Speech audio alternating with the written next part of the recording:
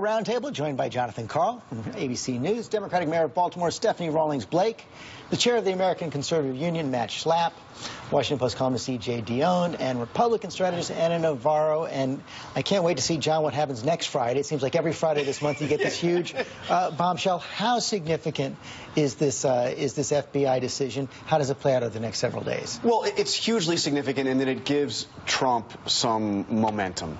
Republicans were becoming demoralized. This gives them something to rally around, a sign of hope.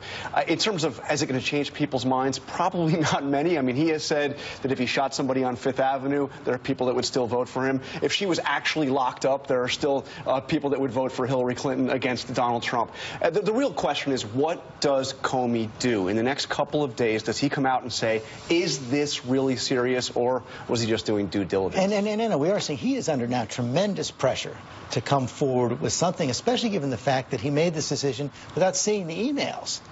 He should be under tremendous pressure. I've got to tell you, as an American voter, I feel shortchanged. I want to make an informed vote. And right now, we have no information. I think this thing is going to go through cycles, because when we first heard about it, it was jaw-dropping. Then we're realizing the FBI director doesn't know much. The reason he can't tell us much is because he doesn't know much.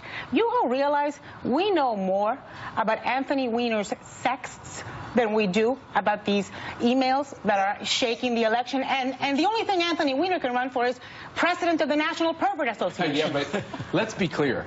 She told the investigators that she had turned over all devices on which she had done State Department business. You mean it Uma? now appears that Uma did not turn over all those devices. Well, according to the Washington Post and our sources this morning, she is saying this was not her computer, it was her husband's computer. Right, but I understand that. But what DOJ obviously believes is that we don't know what Anthony Weiner has told them, that there are emails on this computer that she did have and that she did use this computer. So right there we have a question about, did she fully comply? And then the second question, actually, I just want to stop you there because I want to be factual here. All we know is that the emails were on the computer, and this is the FBI, not the DOJ. The DOJ said that they shouldn't come forward. But let me be clear. Any device that she may have used in her professional capacity, she was to turn over so that they could do the forensic tests. And that's what they're now doing. She should have turned this over a long time ago. And as far as we don't know what's in these emails, this is the frustration, Anna, because we've been asking for all of this information for over a year. You can see why voters are frustrated, because this looks like more stonewalling, and I think Comey's in a very difficult position. And Mayor, this seemed to hit the Clinton campaign, take them completely by surprise as well. Our calls all Friday afternoon, they had no idea what was going on. I talked to our chair, Donna Brazile, and she said that she felt like she was hit by a Mack truck, understandably. And I think Director Comey owes the American public more. This is crazy that you would come with this type of letter to congressional members and to your staff and not have anything to back it up.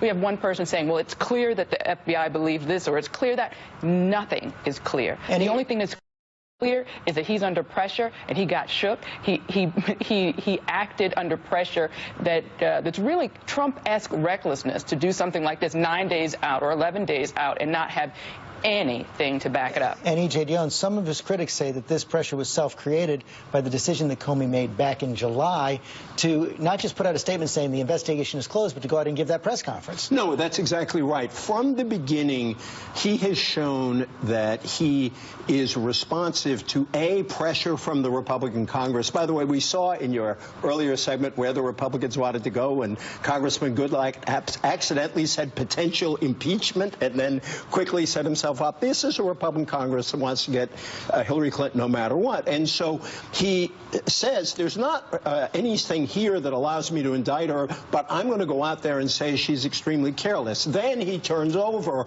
all of this, some raw data to Congress from the investigation.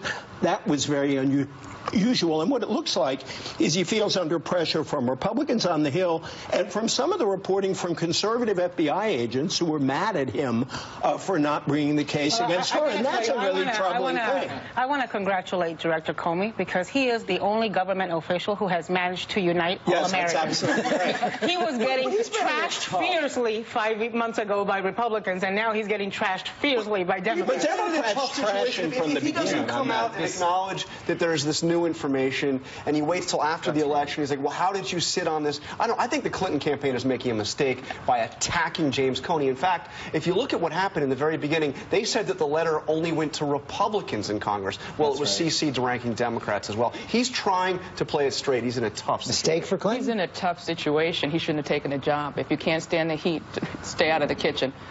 But if he was also, he didn't give out information. That's the problem. George, can I bring up one other thing? Jonathan started this conversation about talking about your poll. It's important for people to understand that this race was tightening well before what we found out on Friday. Matter of fact, your tracking in this poll ended on Friday.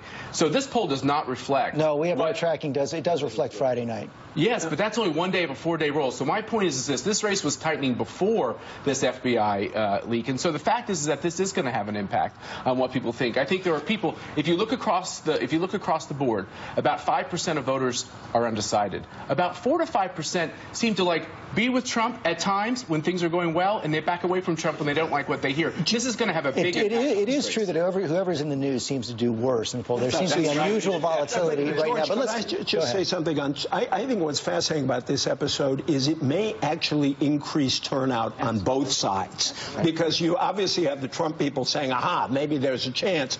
But by day 2, after Comey came out, the raw anger you heard on the Democratic side, that's why Clinton went out there. She knows that a lot of Democrats are furious at Comey for issuing this statement that told us nothing except raised a lot of fears and what is going on here, and Democrats are mad. So I think you could actually have a much higher turnout on both sides. And John, when this comes out, you've already had probably in a lot of the most important states, Florida, North Carolina, Nevada, maybe up to 20% or even more of the vote is already banked. So even though our national poll does seem to be tightening, we'll see what happens with that in coming days, the electoral map still stacked against Donald Trump. It absolutely is. You have 20 million people that have already voted, and there's new polls out today that shows Hillary Clinton up outside the margin of error in North Carolina. Florida is essentially tied, but he needs to win all these states. He needs to win Nevada, where he's been down. He needs to win New Hampshire, where he's been down. He needs to win Florida, Ohio,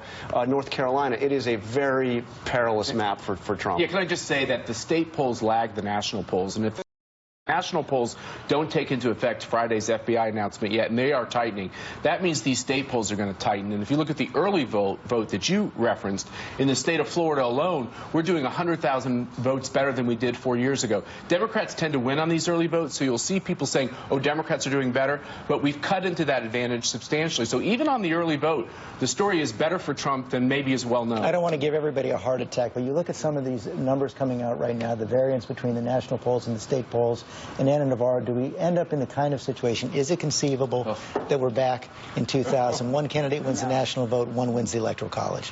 I can't do this without alcohol. As a Floridian, the only thing I am begging the people of Florida is please, please, please let us get this right. We can't have Make it another state? Yes, but look, I think that at the end of the day, this has not changed the loyalists, the staunch supporters on either side one iota. The question is, what is it going to do to that very small percentage of people who have yet to make a decision? And it is, does it disgust them to the point where they don't participate? They now are faced with a choice between a bad person or a person with bad judgment. It is a very bad choice for the American people. I think we heard from the First Lady talking about the challenge of complacency. And I think Director Comey did one thing for the Democrats, was to make sure that we got to the polls. And I thank him for that, at least, because there's going to be no complacency. People are going to get to the polls. We are not going to allow this election to be taken away from us by what I think is really an amateur move by the FBI. And John Carr, this also makes it almost certain that whoever wins 9 days from now, it's going to be a much harder job to what was already going to be an almost impossible job unifying this country. Oh, absolutely. And if you look at if Hillary Clinton, if the trend stayed, she wins, almost certainly you're going to have almost an even Senate. You're going to have Republicans losing ground in the House, so an incredibly closely divided Congress, and the country divided. This has given Republicans more hope for their down-ballot races. Right. No, I think that could be the biggest effect. They had been losing ground in the Senate races, and while it's a real long shot for Democrats to win the House, there was real talk of 18 to 20 seats at least, somewhere around there. And so this could hurt that, unless this Democratic turnout kind of offsets that in some places. But, you know, you talked, George, correctly about every Friday something new comes out. We don't know whether there will be another turn. Yeah. We don't know what information. The good news is there's only one day left in October. We can only have until the end of October.